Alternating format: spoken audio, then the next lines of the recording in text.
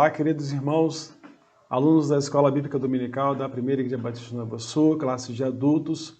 Aqui quem fala é o pastor Renato Andrade, professor da classe de famílias.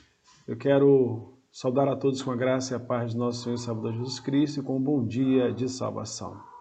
Queridos amados irmãos, estamos online e desta forma também temos a nossa aula presencial que acontece em nossa igreja, né? E você que está aí ao alcance da nossa voz, estaremos juntos compartilhando a lição de número 8 da Escola Bíblica Dominical, que fala justamente sobre o Deus que é perdoador, né? Durante todo esse trimestre estamos estudando sobre a doutrina de Deus e temos aí, você que estudou, você que fez a leitura diária durante toda essa semana que passou, né? Nós tivemos aí dos capítulos 13 ao capítulo 7 do livro de Romanos, né? Escrito pelo nosso querido e amado apóstolo Paulo, na sua instrução à igreja de Roma, né? Temos aí a doutrina de Deus, algo que nos move, nos comove também entendermos os propósitos do Senhor em relação à vida do homem, né? Eu quero iniciar esse estudo, né?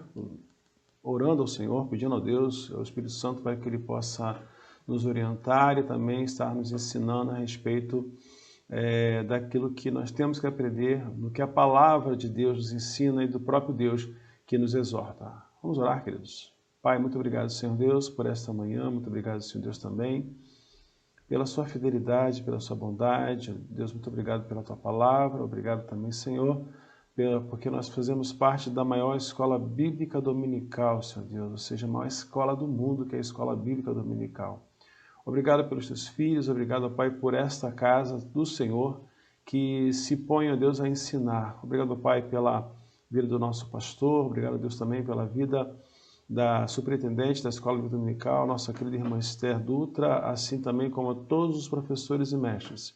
Continua nos abençoando, ó Pai, mesmo neste tempo de afastamento, nós rogamos ao Senhor para que esteja nos orientando e nos conduzindo, ó Pai, na participação de mais um estudo da Escola Bíblica Dominical. Fala conosco, Pai, perdoa, Senhor, os nossos pecados, nós oramos a Ti agradecidos, em nome de Jesus. Amém. Queridos irmãos, Deus é perdoador, né? Romanos capítulo 5, versículo 8 é o nosso texto áureo. Eu quero ler juntamente com os irmãos. Você pegue a sua revista, pegue também a sua Bíblia. Vamos estar compartilhando, vamos estar também falando coisas acerca do reino de Deus, na preocupação do próprio Deus em nos fazer e nos trazer também este conhecimento, né? Romanos capítulo 5, versículo 8 diz assim a palavra do Senhor. Mas Deus demonstra seu amor por nós. Cristo morreu em nosso favor quando ainda éramos pecadores. O que é esta condição, né? E precisamos compreender em relação a esse Deus, esse amor, né? Esse amor que é extenso, desse amor do próprio Deus que é amor, desse amor do Senhor, relatado em João capítulo 3, versículo 16, e a continuidade deste capítulo 3, onde Jesus estava ali conversando com Nicodemos, a gente observa que ele estava relatando a sua missão, relatando também o amor de Deus, porque Deus amou o mundo de tal maneira, né? Como diz ali, versículo 16 do capítulo 3 do Evangelho de João. E nessa condição, o próprio Deus ele começa a trazer o homem para si. E o que afastou o homem, né? O que nós vamos ver também nessa condição, o que afastou o homem, que trouxe a condição do perdão do Senhor, foi justamente o pecado, né? Precisamos falar a respeito do pecado, precisamos falar sobre a questão que não existe pecado, pecadinho ou pecadão, tudo é pecado, tudo que desobedece a Deus, como foi feito lá no Jardim do Éden, onde iniciou o pecado, tudo que desagrada a Deus, que a sua palavra relata que nós não devemos realizar, não devemos fazer, isso se chama pecado. E o pecado é errar o alvo, o pecado é desobedecer à palavra de Deus, né? Vemos lá no Antigo Testamento, quando Samuel chega ali para Saul, e Saul fala que não teve como esperar, porque o povo estava pedindo para que fosse sacrificado alguns animais, e Samuel ele chega para Saul e diz o seguinte: olha, melhor é obedecer do que sacrificar.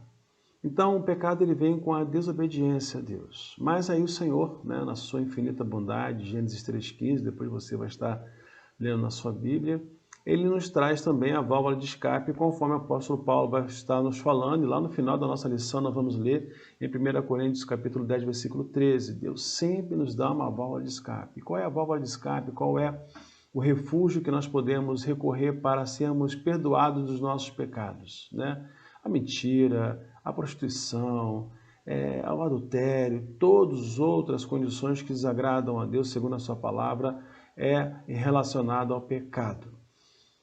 O fato importante, meus irmãos, nós entendemos, e o autor ele chega logo no início, eu quero ler nessa parte da nossa lição, aí também está na sua revista, o Deus perdoador em ação, né? Romanos 3, de 9 a 31, que diz, nesse texto Paulo fala sobre a abrangência, a consequência, a gravidade e fatalidade do pecado.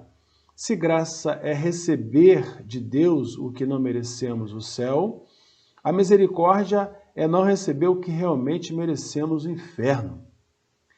Precisamos contextualizar essa condição. Se o homem não for para o céu, ele vai para o inferno. E o que é graça? E o apóstolo Paulo estava relatando ali, meus irmãos, justamente sobre essa questão da graça. E eu separei aqui o versículo número 9 do capítulo 3, eu vou ler juntamente com os irmãos, que fala justamente sobre essa condição do próprio Deus. Olha só o que nos afasta da graça de Deus. E a graça é o presente merecido de Deus chamado Jesus Cristo. Jesus Cristo é a graça de Deus. E essa graça ela vem nos alcançando de tal forma e fica ali de graça. Uma graça que é de graça. Porque o homem não precisa comprar, o homem não precisa sacrificar para receber o perdão de Deus. Apenas ele deve confessar os seus pecados ao Senhor. Ele deve confessar os seus pecados, se arrepender dos seus pecados e aceitar a Jesus Cristo como seu único e suficiente Salvador. É o que diz o próprio Jesus nos Evangelhos. E algo que vai trazendo essa condição, meus irmãos, é o céu e o inferno. Hoje nós precisamos entender, se pecou, vai para o inferno. E aonde abundou o pecado, o texto bíblico fala que superabundou a graça de Deus. De graça recebeste, de graça dai, ou seja, é o Evangelho, é a salvação. Precisamos anunciar a salvação, precisamos falar que o nosso Deus é um Deus perdoador, mas também Ele é amor, Ele é onisciente, onipresente, Ele é justiça, Ele é o único, Ele é o Criador. Ele nos criou e desta feita Ele nos deu a condição, assim também como para o próprio nosso inimigo, ou seja, Satanás, que foi criado pelo próprio Deus. Tudo foi criado pelo Senhor, meus irmãos. Tudo. E Deus nos concedeu a condição, quando Ele falou assim, façamos o homem à nossa imagem, à nossa semelhança. De sermos homens, de sermos pessoas pensantes, de sermos pessoas racionais, diferente da criação em relação aos animais. Nós pensamos, nós temos liberdade. Deus não nos encosta na parede, Ele não encostou na parede. Ele não colocou uma condição para Adão e Eva de dizer assim, olha, vai acontecer isso. Não, Ele permitiu. Ele nos permite, porque Ele sabe, Ele conhece o nosso coração. Por isso, meus irmãos, como diz o texto da palavra do Senhor, como Jesus Cristo mesmo nos ensinou, vigiai e orai. Vigiai e orai. Lá no capítulo 9, no capítulo 3, versículo 9, diz o seguinte, olha, o que concluiremos então? Estamos em posição de vantagem? Não. Já demonstramos que tanto judeus quanto gentios estão debaixo do pecado. Versículo 10, como está escrito, não há nenhum justo, nenhum sequer.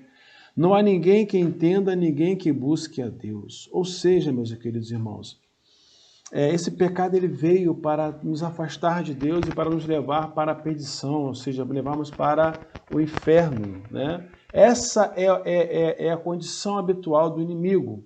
Agora, como foi abrangido esse pecado, né? Como trouxe essa questão? Ou seja, todos estão, justos e injustos podem pecar.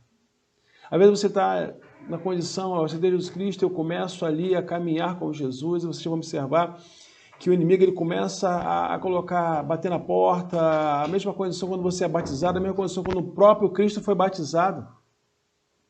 Quando ele foi tentado pelo inimigo no deserto. Lembram disso lá em Mateus capítulo 4? Quando Jesus foi tentado no deserto. Essa é a vontade permissiva de Deus. Deus os permite para nos provar. E provados e aprovados, aí sim alcançaremos os céus. Aí entra a questão da santificação, como os irmãos observaram lá na lição, onde fala que Deus é santo, Deus não se mistura, Deus não se contamina, e nós também fomos colocados na condição de sermos santos. Jesus disse, sede santos como eu sou santo.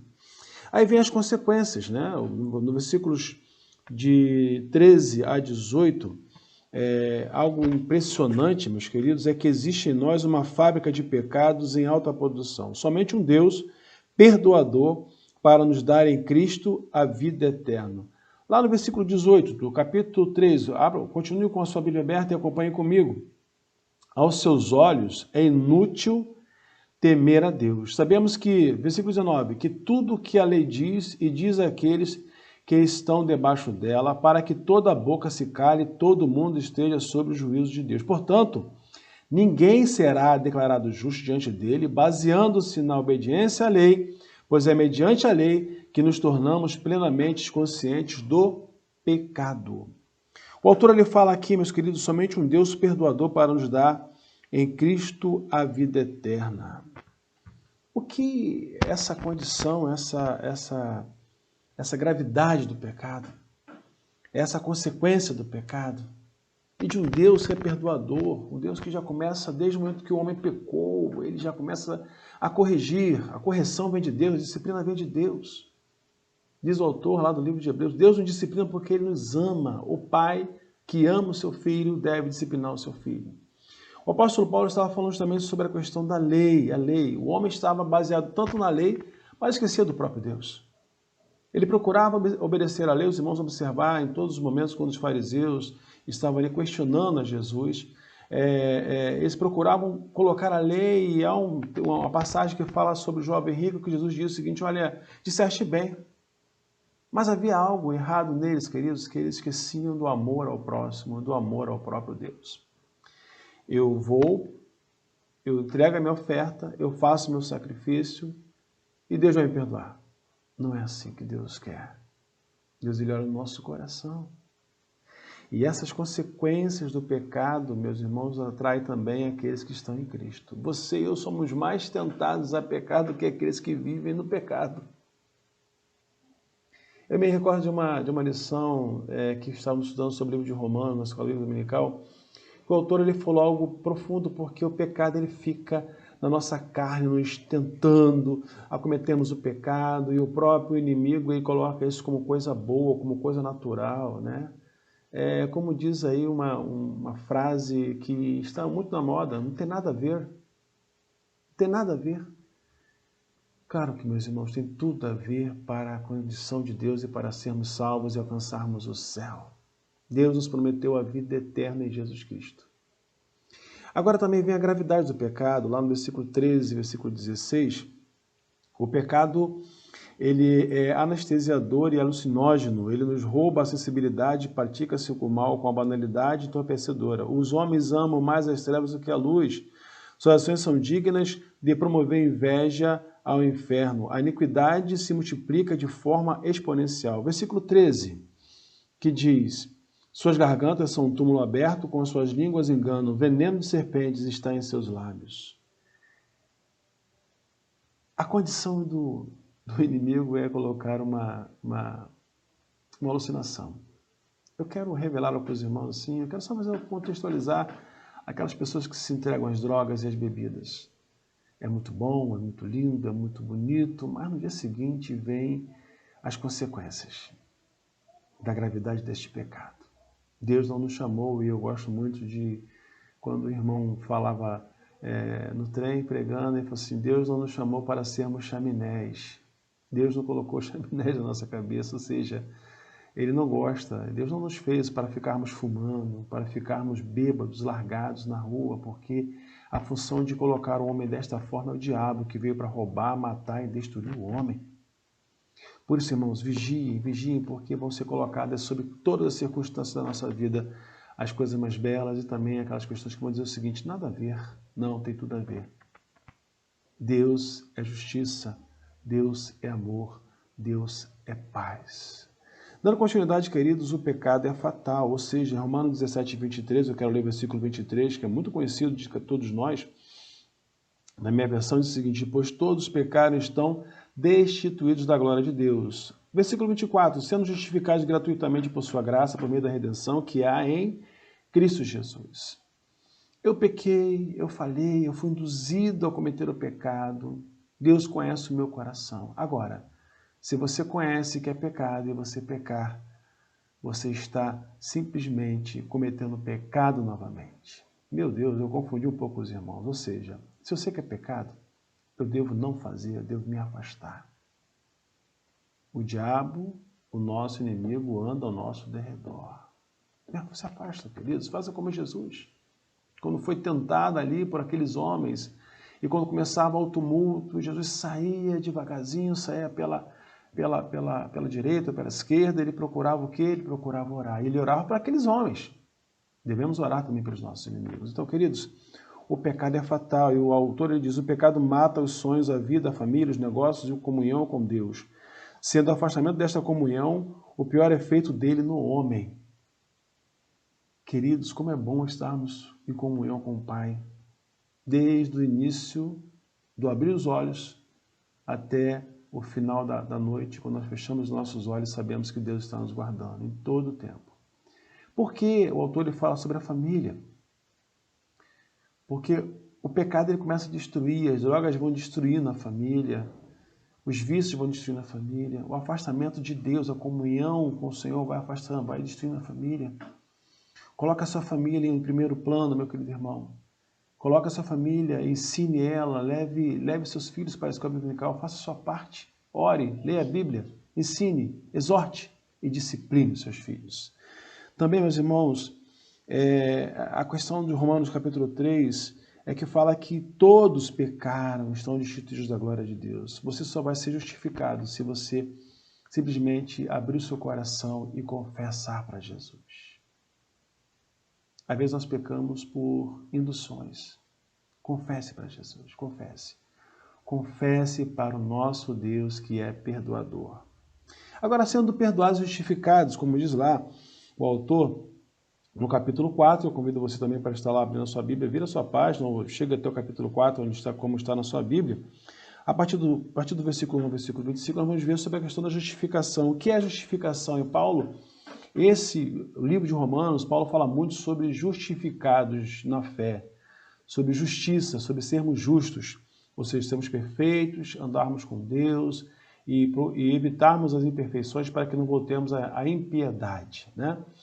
Então, logo lá o autor no início, ele fala perdoados e justificados pela fé.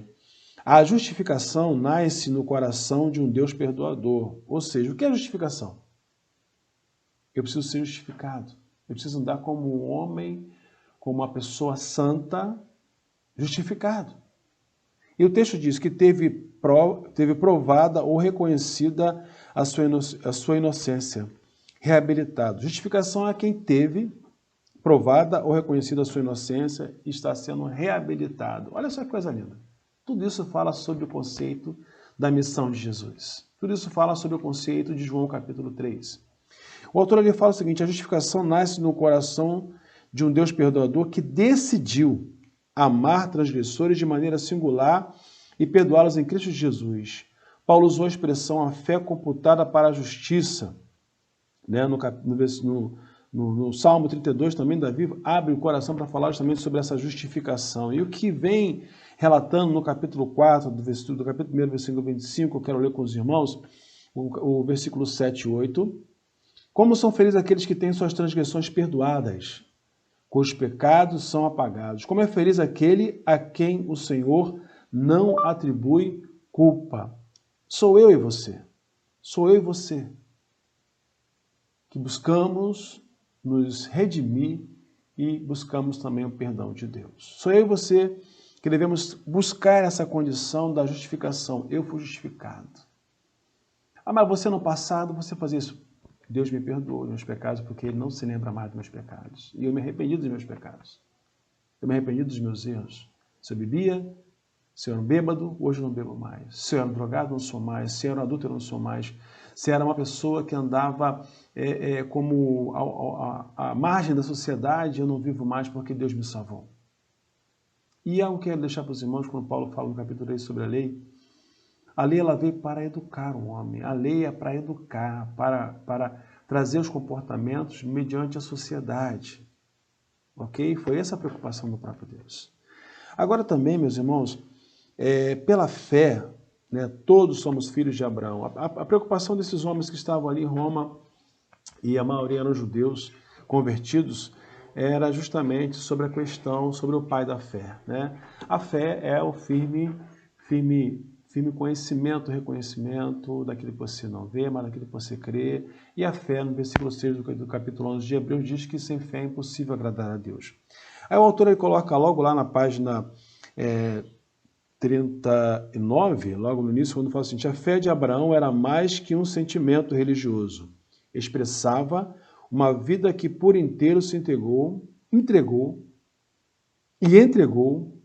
aos desígnios divinos. Deus queria alcançar-nos e pela fé somos todos filhos de Abraão. Versículos 23 e 24, a condição que o próprio Paulo estava dizendo para aqueles que estavam ali.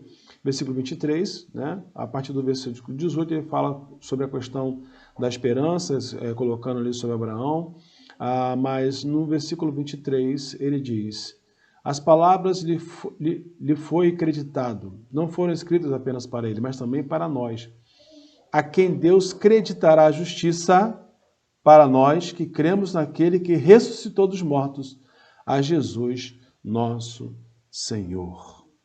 Eu e você temos essa condição, porque Jesus foi entregue à morte por nossos pecados, ressuscitado para a nossa justificação. Queridos irmãos, queridos alunos da classe de adultos, eu tenho um Deus que me perdoa, eu tenho um Deus que enviou o seu Filho, e eu tenho um Deus que Ele nos capacita nas tribulações. Né?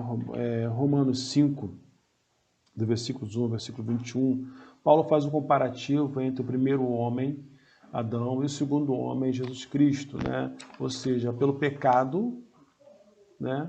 Entrou o pecado por Adão, mas por Jesus Cristo veio o perdão e veio também a recompensa e a liberdade. Né?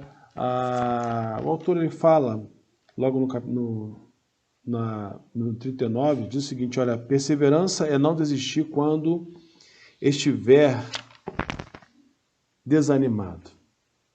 E por que perseverar? Por que devemos colocar essa condição de perseverar? Perseverai, atentai, não esmorecer, não deixe a tua fé esmorecer, peça a Deus para que aumente sua fé, fortaleça sua fé, continue com a sua fé, abasteça a sua fé com a leitura da palavra de Deus, com comunhão com o próprio Deus, com oração.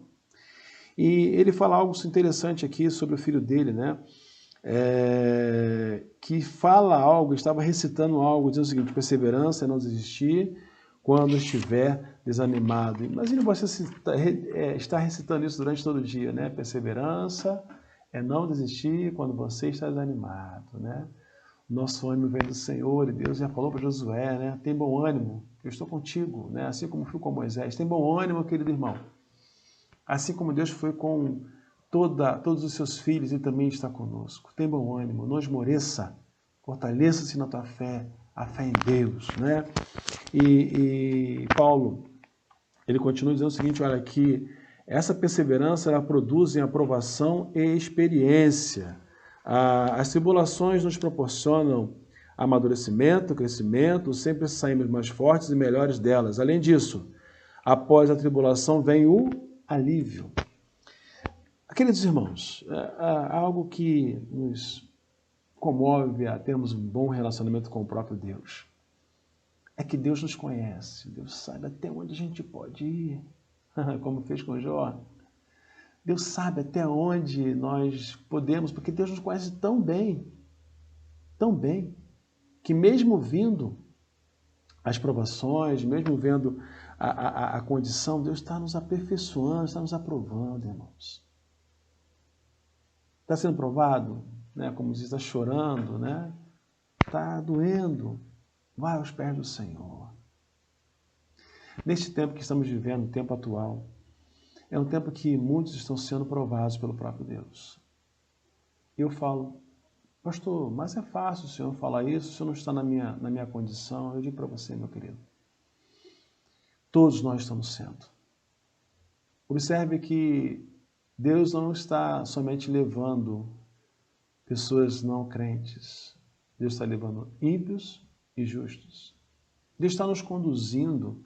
A realidade é o seguinte, olha, que todos nós estamos perante a potente mão de Deus, mas aqueles que foram salvos, aqueles que aceitaram Jesus Cristo, aqueles que estão andando na perfeição, na condição, esses foram chamados por Deus para viverem com o Senhor. Vinde benditos de meu Pai, Mateus capítulo 25. Mas aqueles que não perseveraram, e eu falo isso porque às vezes o diabo ele quer que nos afastemos, o diabo quer que nós não continuemos a nossa caminhada, que é a santificação em rumo à glorificação, quando teremos nossos corpos glorificados.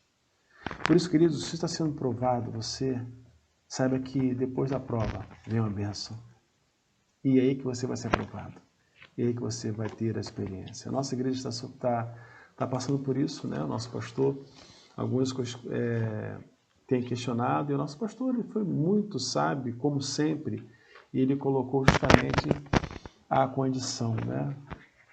É Deus, a vontade de Deus é boa, perfeita e agradável. Porque o nosso Deus é um Deus perdoador. Você imagina? Deus, quando olhou para a terra, e diz o texto que Deus não viu um justo sequer. E Deus, quando olhou para a terra, lá em Gênesis capítulo 6, no período de Noé, onde havia uma debanda tremenda de pecadores, do homem pecando, servindo a outros deuses, sendo enganado por Satanás. Deus olhou ali e Deus viu que tinha um homem justo, temente a ele, chamado Noé. Sabe quem Deus salvou do dilúvio? Porque o nosso Deus também é um Deus que é fogo consumidor. Eu creio que depois você vai ver sobre isso, porque Deus é justiça. Deus faz justiça. Ele salvou a família de Noé.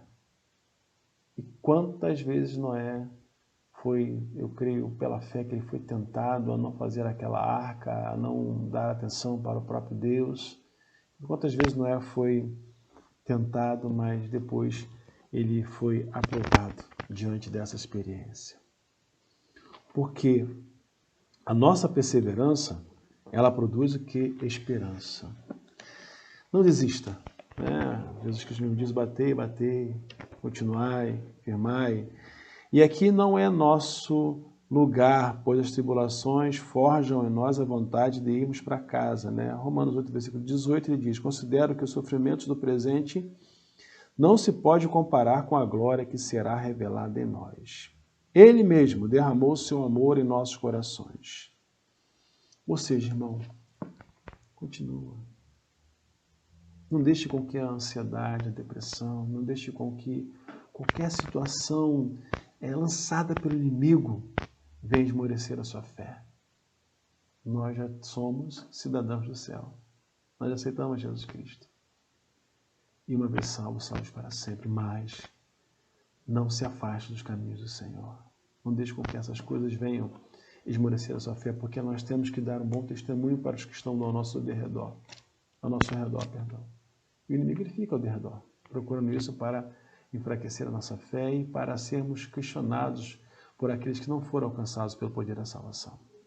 Também, queridos irmãos, o nosso Deus é um Deus perdoador que revela-se em sua maravilhosa graça. E Paulo, ele apresenta o Evangelho da Graça que está revelado em Cristo Jesus, segundo Adão.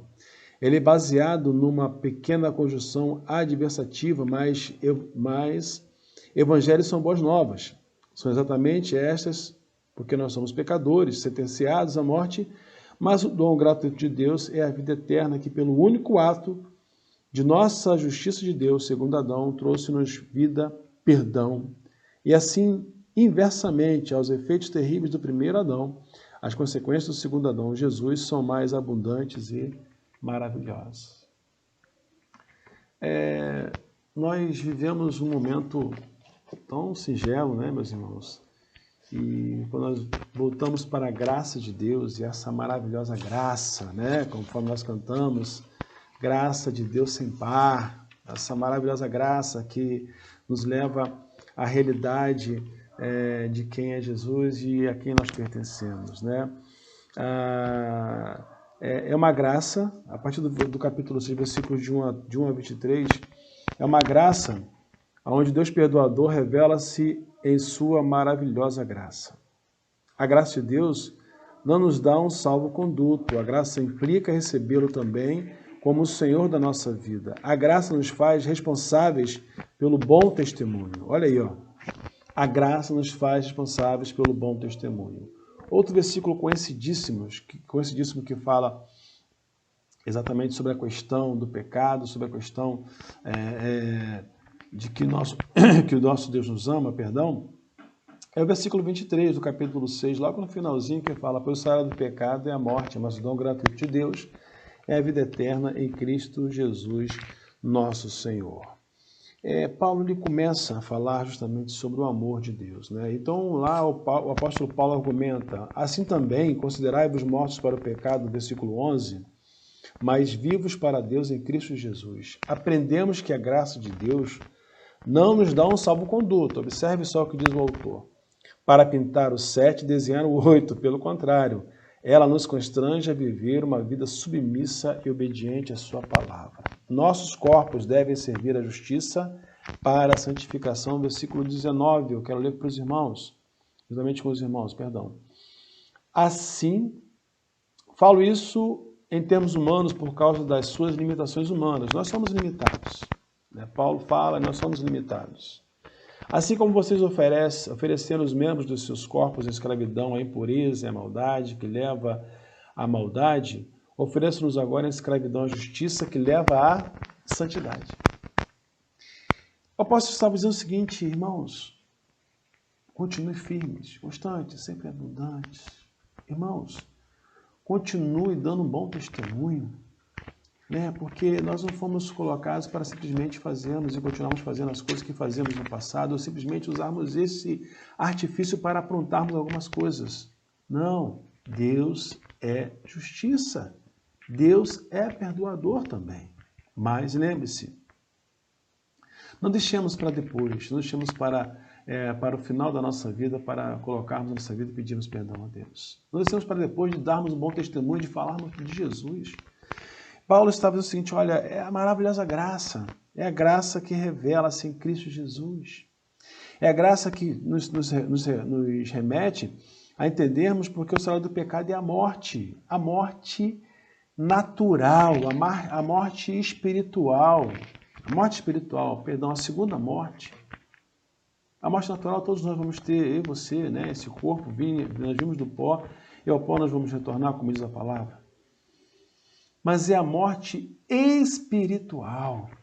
É isso que nos revela. Somos homens, somos condicionados porque nós temos um espírito. E somos condicionados ainda a andarmos com Deus e temos os recursos que Deus nos concede, além da sua palavra, além da oração de livre acesso de falarmos com Ele. Nós temos também o Espírito Santo, que é o Consolador, que é o Ajudador. Então, meus irmãos, nós temos tudo e Deus montou todas as formas para que nós evitemos o pecado, mas para que sabemos que Deus é perdoador em Cristo Jesus. Aí o nosso Deus que é perdoador, ele é misericordioso em ação ante a insuficiência da lei, né? Romanos capítulo 7, versículos de 1 a 25, Paulo começa falando justamente essa questão do casamento, né? Do relacionamento de um casamento entre casais e também entre Deus e a gente. Ele usa essa questão porque a lei é vilã da vida cristã. Morremos para a lei a fim de que uma nova vida na graça de Deus produza em nós frutos. Então, logo lá no versículo 4, né, Paulo ele diz que morremos para a lei a fim de que a nossa vida na graça de Deus produza em nós frutos. frutos abundantes, né? João capítulo 15. Nós vamos verificar quando Jesus começa a falar sobre frutos. Será que você tem dado frutos como uma árvore plantada na videira que é Jesus? Será que o avicultor, o viticultor, como diz lá, ele vai estar tirando, ele vai estar limpando, porque é isso que Deus faz. Ele começa a nos moldar, e quando a gente dá mais fruto, ele limpa para que a gente dê mais frutos. E quais são os frutos? São os frutos do arrependimento, são frutos contra o pecado, e são frutos também que revelam o amor de Deus através do testemunho de Jesus Cristo. São frutos que vão dignificar o amor de Deus, desse Deus perdoador. Queridos, nós estamos chegando já ao encerramento, e o capítulo 7, ele começa também, Paulo começa a falar um pouco também sobre a questão desta graça e desta lei que foi dada por Moisés, e a lei evidencia a nossa real condição da não nos livra, nem nos concede o pecado, ela apenas emoldura nossa triste e real condenação. Assim como uma máquina de ultrassom, ela não cura e nem implanta a doença, apenas revela. Somos transgressores da lei por natureza e não porque ela foi dada por meio de Moisés. Paulo não ignora sua natureza pecaminosa, antes a reconhece como vilã de sua nova vida cristã. O regenerado ante ao pecado não diz aliviado, a carne é fraca, mas luta contra ele dentro de si, crendo que não veio sobre vós tentação senão humana, mas fiel é Deus, que não vos deixará tentar acima do que podeis. Antes, com a tentação, dará também o escape para que a possais suportar. 1 Coríntios 10, 13. Gosto muito desse versículo, onde Paulo revela a condição do amor de Deus, de um Deus perdoador. Pecou, cometeu algo que você sabe que entristeceu a Deus, confesse a Deus. Confesse a Deus. Porque o nosso Deus é um Deus perdoador. Ele perdoou através de seu Filho, o Deus Filho, né, naquele momento, quando ele faz a oração ao Pai, dizendo o seguinte: Pai, perdoa-lhes, porque eles não sabem o que fazem. Se Jesus perdoou até aquele que foi crucificado, quem somos nós? Devemos perdoar uns aos outros e vivermos mais em amor. Perdoe o seu próximo. Perdoe as pessoas que cometeram algo contra você. Assim como Deus, Ele é perdoador, também nós devemos perdoar uns aos outros. Assim como Deus nos perdoou, porque todos nós nascemos no pecado. Todos nós nascemos no pecado. Devemos perdoar também os nossos irmãos, aquelas pessoas que fazem mal contra nós, e devemos revelar o amor de Deus. Fale do amor, viva o amor. E que Deus abençoe a sua vida, queridos. Que você possa, durante todo esse tempo, entender e agradecer a Deus, porque nós fomos perdoados e justificados pela fé em Cristo. É pela fé que nós fomos alcançados pela salvação. E viver de uma forma que a graça de Deus predomine em nossa vida. Vamos falar da graça. Vamos viver Jesus. Bonito isso, né? Vamos viver Jesus. Eu quero ser como Jesus. Porque nós somos filhos da luz, filhos de Deus. Nós somos servos do Senhor. E como servos, devemos anunciar o Evangelho de Cristo. Devemos viver esse amor a cada instante. E devemos perdoar. Se você ainda não perdoou aquela pessoa que te fez mal, vá até ela e perdoe. Eu quero encerrar este nosso encontro com um exemplo, né, um testemunho de uma irmã que vivia em uma outra religião, podemos dizer assim, uma outra condição de vida. E um belo dia ela teve um encontro com Jesus. E ela aprendeu na palavra que devia perdoar o seu próximo, e perdoar é amar. Se você ama a Deus, se você ama o seu próximo, os 2 mandamentos da graça de Jesus, você também deve perdoar aquelas pessoas que ofenderam você ou que você ofendeu elas. E essa pessoa chegou ali naquela condição, estávamos ali na oração, orando pela filha, que não dessa irmã, mas de uma outra pessoa, ela era sobrinha dessa pessoa. E ela estava grávida, nós estamos ali orando, agradecendo a Deus pela sua gravidez. E ela chegou naquele momento ali, aproveitando o momento que estávamos em oração, em louvor, em cultuando ao Senhor.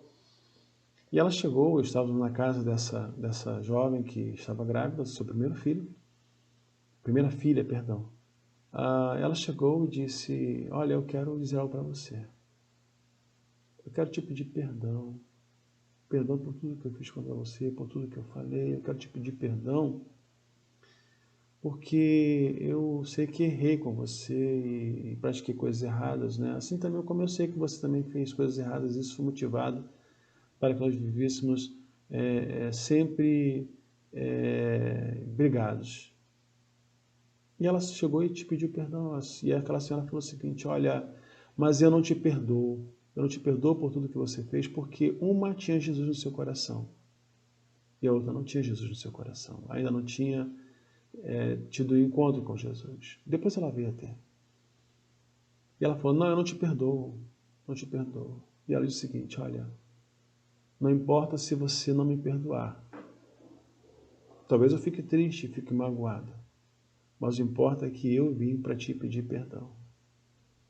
Que você possa perdoar os seus que fizeram algo contra você. Não importa se a pessoa não perdoar, não importa se a pessoa não quiser falar contigo. Peça perdão para ela. Se você pecou, peça perdão a Deus. Porque o inimigo ele vai nos tentar, e nós estamos neste mundo, nós somos carne, tentados a todo momento a entrarmos no pecado. Vamos orar? Senhor, nós queremos colocar diante de Ti a nossa vida. Somos pecadores e reconhecemos nossos pecados. Mas muito obrigado, Senhor, porque o Senhor enviou o Teu Filho amado Jesus Cristo como único caminho, verdade e vida, para ser o perdoador dos pecados e para nos levar também ao encontro com o Senhor, ó Deus, sendo nosso Salvador e sendo nosso Redentor. Obrigado pelo seu amor incondicional. Obrigado, Senhor, porque Jesus veio à terra. Obrigado, Senhor Deus, por esta lição. Obrigado pela vida de Paulo, pela vida dos romanos, dos crentes em Roma. Obrigado, Senhor, pela Tua palavra.